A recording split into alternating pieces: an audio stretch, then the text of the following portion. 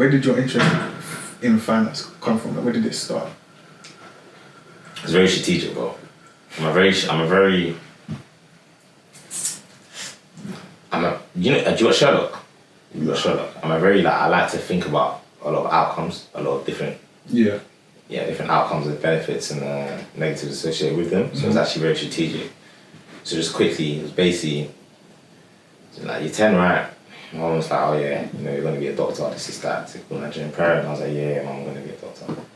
Comes to 11 now, it's like, okay, cool, you're doing your GCSEs. What you pick for A-level is important because it starts acting as a filter for what you can do later down the line. So I was like, okay, cool, I actually got to know what I want to do. So I started doing some research. I was like, okay, like, at this point I was like, okay, I guess what pays the most first, right? Then I was like, okay, but then like, what skills you need to have for those things and what like subjects would you study if you want to get in those things. And okay, so then, obviously, research, after doing that research, I was like, yeah, I'm definitely being a doctor. That's the first time I told my mum, at a young age, I firmly told my mum, nah. Because I speak to a lot of people and it surprised me that they said that like, the reason why they are what they are, where they are, or like, the journey's the way it was is because like their parents kind of influenced what they.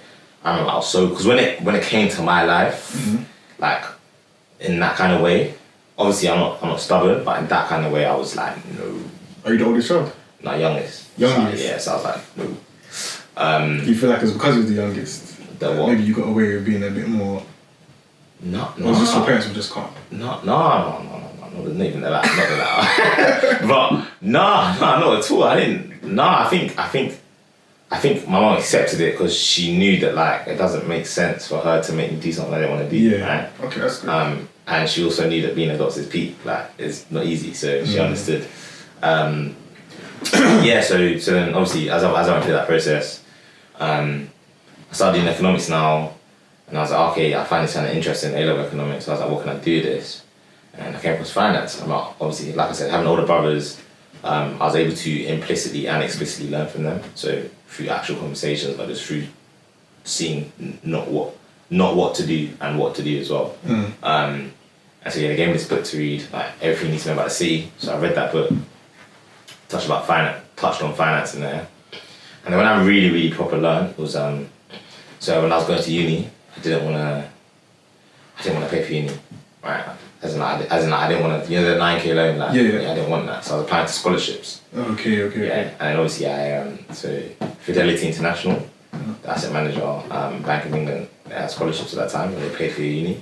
So obviously going to interviews for these things, I don't want to embarrass myself. So I got to learn like about what they do.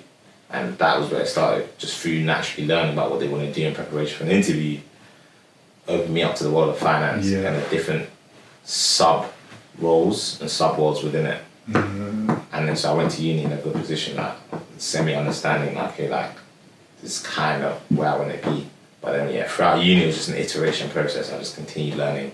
Like, you don't really stop learning. Like, even to this day, like, I don't know about the most niche roles within finance. So it's just a continuous learning process. That's cool. So what motivated you to want to go to uni with debt-free? Because obviously at that age, that's not what most people are thinking about. They're thinking about, okay, what's the first freshers rate? Like, that's on most people's mind. But think, okay, cool, I don't even want to go pay for that. That's a really interesting mindset. Like, where did that even come from? Don't worry. I was also thinking, I'm trying to enjoy my freshers, but great question. I've never thought about that. Really, I think it came from this just mad like hunger I have in me. Like I was just like I'm so determined to make sure that everyone, like my family, my extended family, is patterned, right?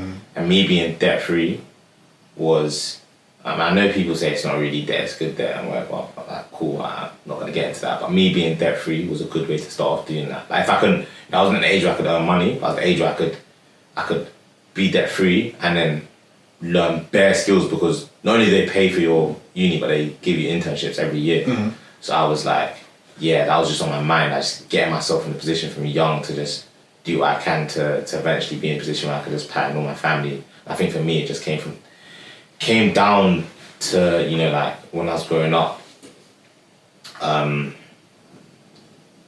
like seeing kind of like sometimes my parents struggle, and me not having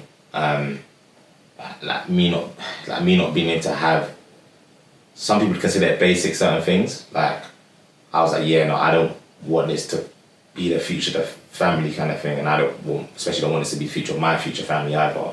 So I was like, yeah, like nah, like, I'm just gonna, do you know what I mean? So yeah, man, I think that's where it really comes from, you know, when I think about it. That's interesting, because the next question I was going to ask actually was then also the mindset you used to pick finance as the thing you was going to go into. Also, you're influenced by your brothers and people older than you, but then also like using money as like the guide to picking finance to go into. I guess, was that influenced by your situation? So basically what I'd say was it wasn't. You don't have to go to, because I know. No. As in, it's just a great question. Like, it's just I'm trying to think about how to word it. Like, it wasn't. So, money was a factor, not the primary influence. Okay. Right, but obviously, because of the situation, money had like an influence as well, right? Like I had maybe high weighting on other things, right? It wasn't a primary factor, right? If it was a primary factor, I'd be in the most niche investment banking thing right now, working 24 hours a day, right? I'm not doing that. It was more like, how can I put myself in a position to make sure that I'm good right now so I can help my family be good, right? And with what I'm currently good at, what are the best things to go into and what are the best industries to go into. So it was like a, you know, when you're evaluating something, you do like a cost benefit analysis. Yeah. Like advantages, disadvantages. I basically did that in my head and just weighed everything. So I was like, okay, like, for example, I was like, okay, like, these are the highest paying industries. Finance is one of them. Within finance, you have like accounting or whatever. I wouldn't want to do that because that's not according to my interest. But then you have like banking. Okay, then within banking you have investment banking. That's crazy hours. I don't want to do that. So you have asset management. Okay, what does that look like?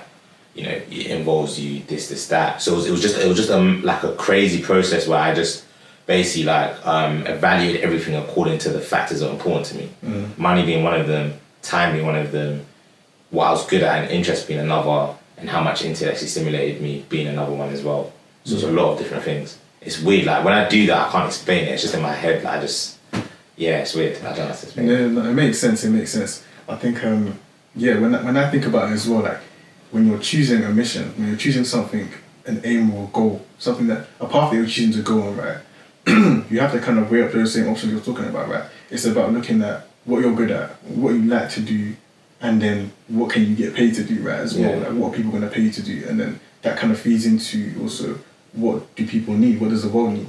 And when you kind of answer those questions, then you can kind of, position yourself exactly to do something that is, it means something to you, but you can also get paid to do it, because there's nothing wrong with, you have to pay bills at the end of the day. You've got bills. The life is money.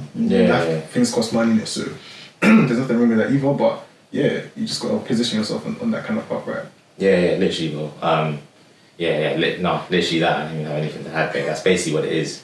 Just trying to find that, the center of all those different points, all the different factors. Yeah.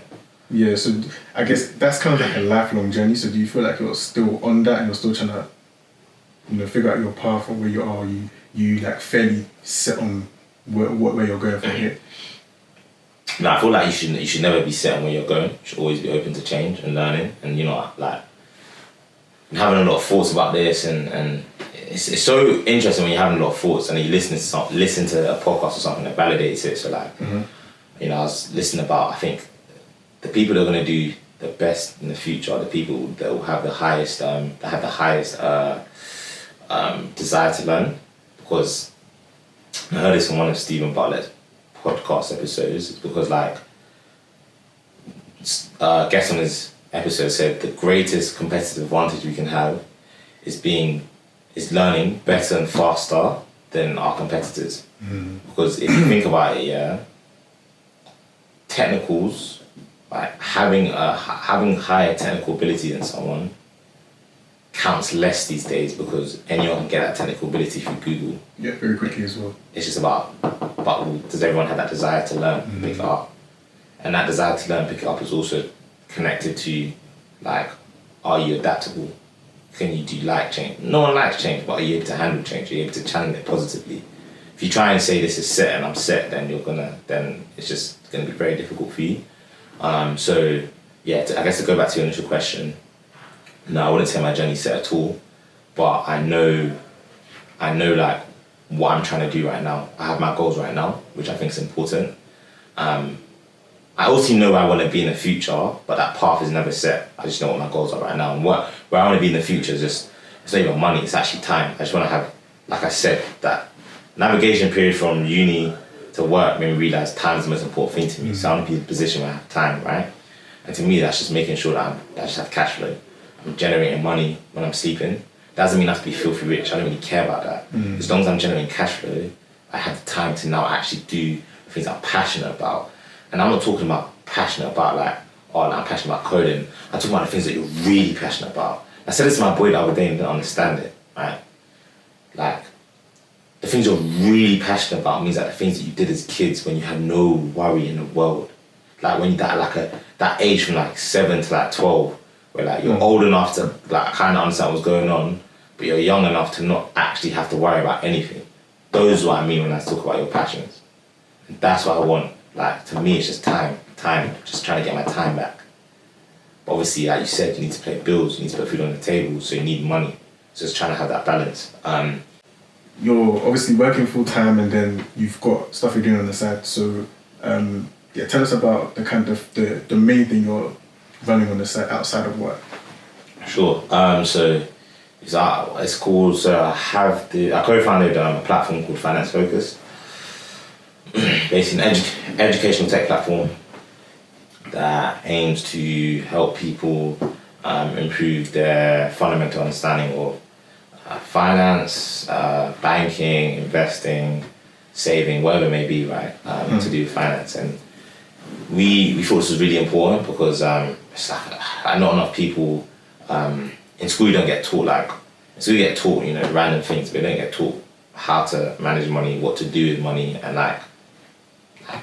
where money even comes from, kind of thing, right? So we wanted to basically democratize that information and make people feel empowered when they make certain decisions. Because a weird thing that's going on right now, an unfortunate thing that's going on right now, is a lot of people are jumping on these trading apps but not really understanding what's going on. And what's actually going on as well is that social media, right? Not even just social media. We'll get into this later, but just people wanting to keep up a perception of themselves means that they're not willing to admit that they don't have the knowledge to be doing these things in the first place.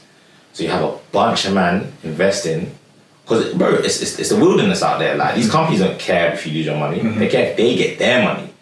So you just have a bunch of apps marketing towards you, two frauds, a bunch of people that don't want to admit they don't actually have the knowledge to be doing what they're doing, investing and losing their bread, and then it's just long. So we're like, hold on, like, educate yourself. All starts with education. And as much as people don't want to, like, that's where it starts with. So we're just trying to educate people. Literally, just trying to educate people. We have a lot of articles, we have a podcast, where we bring like people that are doing amazing things in the industry or in general. So like Eric Collins, he's the CEO of Impact X, which is a venture capital company that invests in black founders, basically. Right, we had him on the podcast and he was talking about, just what he's been seeing and why he thinks there's underinvestment in black people, black founders. And we also have a community on the platform as well, right? So that community is one where you can, like, if you didn't understand something, you can discuss with other people. Any ideas you have in terms of investing, you can discuss with other people. Just a community, And then on top of that, we've also got so I'm not currently working on this because it's too hard to manage that with my CFA and work, but I'm still keeping in touch with the guys on this. But we have they're working on something called Activist, which is just basically going to be an information-led first investment experience. And I guess that's all I can say for now. Yeah. And yeah, when the thing drops, it'll drop, and you guys will see. But yeah, they're working on that right now. So yeah. Okay, that's cool. So, how did it get started? Like, where did the initial spark for the idea come from? So it's interesting. So where it came from, right? So I'm just gonna get some water. No, it's cold. It's cold. Yeah. And when it gets so dry into I saw myself do that, and I remember there's a mic here. Yeah, I said, nah, that mic picked that up. So I was like, but cool. So the I guess the idea all came from. It's funny. So what happened was that I went into first year. Was applying to a bunch of different places for spring internships. Got a spring, and then I had my boys as well. Well, actually, so it was my one of my primary school friends. And then he had his friends, right? And now we're all boys, but that's how it happened.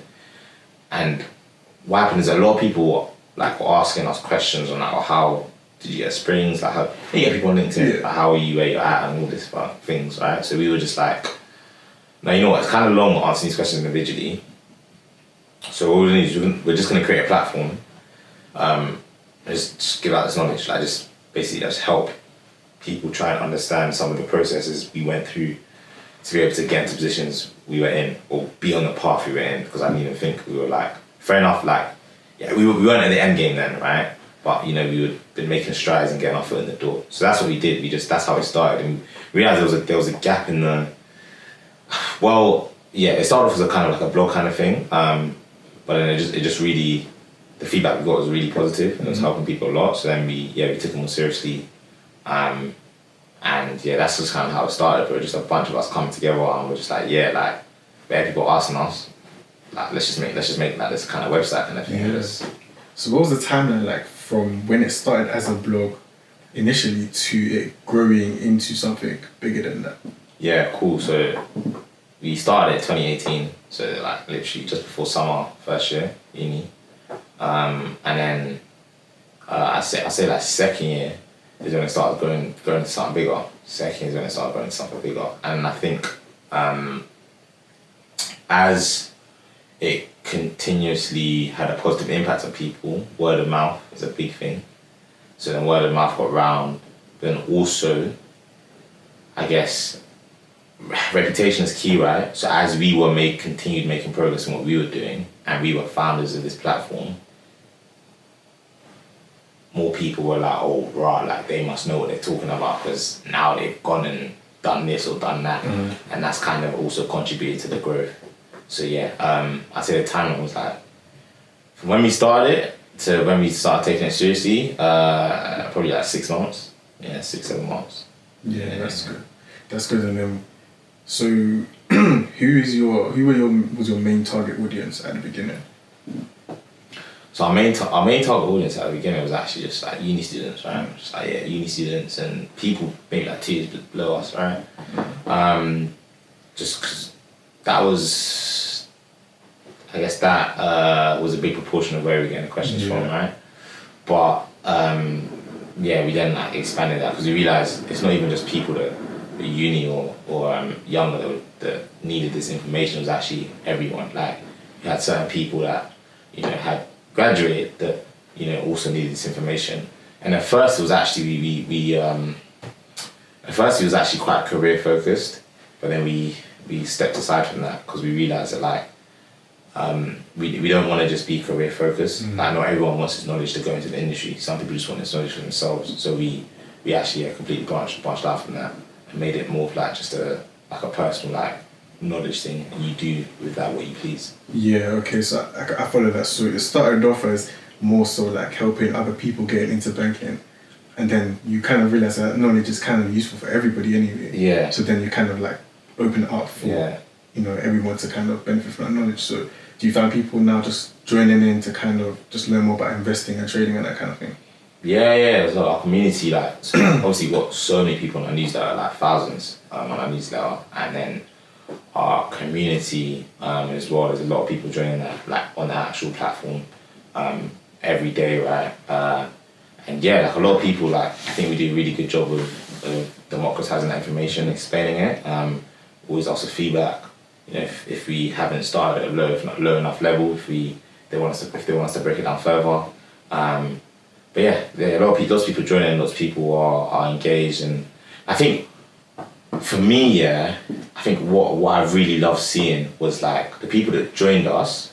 So there was a point where we were managing a dumb number of people, bro, like 60 people or 50 people, sounds crazy, but people that joined us, seeing what like they achieved, right? From I guess just conversations with us, or from just learning with, not even learning from us, but learning from themselves, right? Or it's just mad. Like our quote unquote alumni in a way is great. Like these guys have achieved. Like shout out to them big time as well, because they've achieved some amazing things and are a big part of the community at that point. Yeah. So yeah, it's really good. Yeah, that's amazing. And obviously, like, so you were able to see that impact you was having first hand, right? First hand. Yeah. So not just in the audience, but in the team as well. Like some people that come, they were like, I don't know, first year, and they were like, oh, okay. But now they have access to just like people that have done that, been there, done the internships, whatever, and then now they've gone and landed themselves. And if career's their thing, which it was, they're now going and landing themselves in an internship at a top institution. Yeah. Being able to see that, I was just like, raw, like, yeah. Yeah, that's kind of mad. So looking back at it now, like, from when you started it and the whole journey, like, how do you feel? Like, do you feel proud of what you guys have managed to build? Do you know what it is, bro? I'll be with you, 100%. I think I don't do that enough. I think I need to temper my hunger sometimes. I'm so like, okay, we've done that, what next? That like, I don't sometimes go, okay, it's only when I speak to those people and they say it, I'm like mad. Like one of my boys, my very good friend, he was like, oh yeah, man, I appreciate you so much. Like, he told me that, like, before I met you, like, before I got involved in FinFoc, like, I was putting my head down, like, looking at roles, like, that I didn't think looking at roles that I thought were easy, and I didn't look up, thinking I could achieve those things. And then I met you, and now he's in asset management, he's doing his thing. So yeah, man, but I think, what was the question again? I just remember. I was asking, are you proud of yourself? Yes, I'm proud of myself, bro, but I don't say it enough. Yeah. Because I'm always on to the next one. Yeah. I'm just always trying to focus on the next thing. But yeah, I'm proud of myself. I'm definitely proud of what we've achieved. I'm proud of where we're going as well. So yeah, but I need to, something for people as well. I definitely should say that to yourself more. Like, I made it something this year that I'm gonna celebrate the small wins, to get into the habit of realizing when I've done stuff and the progress I made. Yeah. I respect that, and I think even for you, like, even getting that kind of feedback, and you've clearly made an impact in people's lives. I think that's what it's all about, to be honest, right? If you're gonna do any kind of work, the aim is to help people, help improve people's situation, help improve people's lives, in whatever way, and you've clearly done that already. So I feel like, that is something you need to just sit back and be like, yeah, do you know what? Yeah, we've done something here. We've helped other people here. That's a good thing. So you should definitely be proud of yourself. Like, and so you're working with a team at the moment. Yeah, so I'm still working. So on the finance focus side, I'm working with a team. Right, on the activist side, right, the pace at which they're working, with what I've got on, I just wouldn't be able to keep up. Yeah. So like, they're basically doing that right now themselves. Like I'm involved, but I'm not like, do you know what I mean? Yeah. But like at some point I'm gonna be fully involved. I have my goals lined out, and I know what I'm trying to achieve. Like I said, I know the industry isn't for me forever, so at some point I will make that. I already made that decision. I know I'm going to do that full time and pursue that full time. Okay, and that's what activist. Yeah, so both of them. Both of them. Is activist separate to FinFoc? Yeah. So yes, and no. A branch off. Is it? Yeah. So imagine, do you know TWNTY? Yeah. Best way I can explain it. So imagine TWNTY, right? Created an educational tech app. So that's equivalent to FinFoc, right? It's an edtech platform. But they were like separate companies. Yeah. But obviously there's a link. So basically they're linked, right? But for the purposes of like investment and stuff like that, they're separate companies. Then starting FinFoc and even moving on to another venture, obviously at your age, how old are you? 23. 23 years. Yeah. Like, obviously I think a lot of people, and one of the reasons why I started this podcast was, I think a lot of people allowed their age to hold them back from doing stuff. or their maybe inexperience. And as we were saying, I think experience is the best way to learn how to do anything, right? You kind of have to experience it and go through it to learn how to do it. So from your perspective, like, why didn't you let that inexperience or your age or anything, all those kind of doubts, why didn't you let that stop you from starting FinFoc and building that, and then also now moving into another venture and going ahead with all that kind of stuff? Be honest as well, like, I think everyone has doubts at some point, and I certainly did have doubts. But I think my thing is just like understanding it's just not about age. Like, I remember so not long ago I attended this church sermon, my church service. Am I saying that then? Right, and my pastor was basically like, very interesting, but it made me think about it in a different way as well. He was basically like, like basically people, identity is everything. What you put your identity in is everything. And when it comes to it from a religious perspective, people say, you know, new year, new me, and they'll have a New Year's resolution, they'll stick to it for like a month. But ultimately, they'll fail, or they'll fail because if they haven't changed what identity's in, then they can't keep up that thing forever. It's like, he gave a funny example, but it made sense. He was like, look, someone could say, okay, I'm gonna hold my breath underwater for X amount of time. We can only do it for so long, right? Because if you don't become a fish, then you're not gonna be able to do that, right? Yeah. So that's basically what he was trying to say, right? So for so he was like, yeah, like people say I'm gonna change my life, and if your identity's not God, you're just gonna slowly revert back to your old ways, right? Because I also thought, and he gave age as an example. That's why I went on this tangent. Because he also said, like, some people may say that, because I'm 21, and how the values and the actions society associate with that, I don't need to care about this and this and that.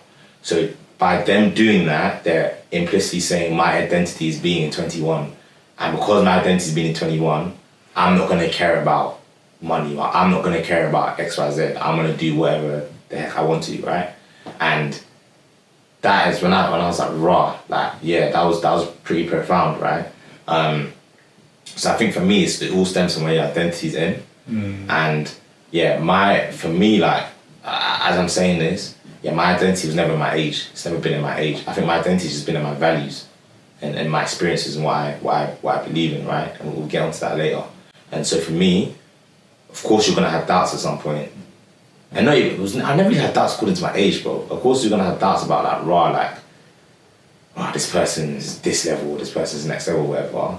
But for me, it's like, look, focus on what you're doing, focus on your journey first, right? Because it's a process. That person you're watching, right, probably had to spend a ridiculous amount of time to get to where they were. But then it's also like, for me, it was just, if you focus on how passionate and how much desire you have to do what you're trying to do, just channel that energy in a positive manner, I feel like you've overcome any doubts. Do you know what I mean? I feel like if your doubts, if your doubts stop you, then you need to question how passionate and how driven you are to do the thing that you're having doubts about, right? I genuinely believe that. I'm not saying it doesn't mean you aren't, but I'm saying you need to question it. Because, if you wanted to, like, this podcast, man, like, if you're like, look, I'm this driven to this podcast, you're gonna have your doubts, but then you'd overcome them. But it feels like this podcast was you weren't too bothered, then the doubts will stop you. So that's what I think, man. I've never really let doubts overcome you, kind of thing. Yeah, no, it's a good point you make. I think it's that kind of grit that you need to have, like, to go through things. Like, when you have doubts or fears, like, it's that grit that's gonna get you through it. Like, then knowing that whatever is in front of me, I'm gonna go through it to do this thing, right? Like I say, if you have that mission, you have that thing. Okay, cool. This is what I want to do. This is the mark I want to leave on the world. This is something that I know I can do well. You have to set your mind to it and be like, I'm gonna do that, and not let anything stop you. And age can't stop you. Experience can't stop you. You will learn on the job, right? Well, so, do you know, you actually have to be, it's gonna sound mad, you actually have to be kind of crazy. Yeah. Like, no, like, that's why, like, guys say, look at Jeff Bezos, Elon Musk. Elon Musk's a madman. That's why he's like, you actually have to be insane. Like, you actually have to be like, raw. Like, you know, for example, the other day, I got back at, so dumb. I got back at like 1:30, yeah. I was like, I'm going to the gym. Yeah, and I put on my story, I said, I'm going to the gym. And I went to the gym because I was just beefing myself. I was like, I'm going to the gym. Beefing yourself? Yeah, like not beefing myself, but do you know what I mean? I was just like, no, I'm going to the gym. Like, yeah, you have to be like, when it comes to, like you said, you just have to have that, like, being able to get through have the grit to be able to get through things, but also just be so like, I don't even know how to explain it. So strong in your mentality. So strong in your mentality and your vision, and you trying to achieve what you want to do and learn through trying to achieve it. That you just overcome doubts, bro. Yeah, definitely. And I think yes, I recently did like a challenge, like a 75-day challenge. So you do like so TikTok thing, innit? Yeah, exactly. And I did that I just finished it recently, and literally one of the things that stuck and moved me from doing that is literally that if you're gonna do something every day or as many days as possible, it's just having that. It's a mentality thing. It's a mindset thing. Like, the only thing that stops you from doing it is mental. It's you versus you, right? And it's like, you have to have that mentality of, I'm gonna do this regardless. There's no excuse. You can't negotiate with yourself. You have to just do it. Take action.